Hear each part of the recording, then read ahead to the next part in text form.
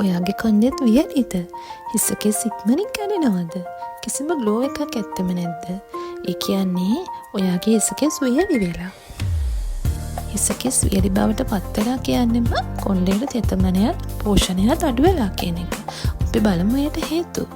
හිසකෙස් විලසිත කිරීමේදී කොණ්ඩය අධික උෂ්ණත්වයට ලක් කිරීම, හිසකෙස් අධික හිරු රශ්මියට නිරාවරණය වීම, සැර කෙමිකල් සහිත ෂැම්පු සහ අනිකුත් රූපලාවන්‍ය ද්‍රව්‍ය භාවිතය හා හිසකෙස් සඳහා නිසි සත්කාර නොකිරීමෙන් ඔයාගේ කොණ්ඩේ මේ විදිහට වියලි තත්ත්වයට පත් වෙන්න පුළුවන්.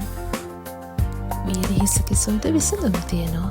නිවැරදි තෙල් සත්කාර, ඒ කියන්නේ ඔයිල් මසාජස්, නැත්තම් හොඳ කන්ඩිෂනර් එකක් පාවිච්චි කිරීම, ඒ වගේම තමයි ස්වභාවික සමබල ආහාර රටාවකට හුරු වීම.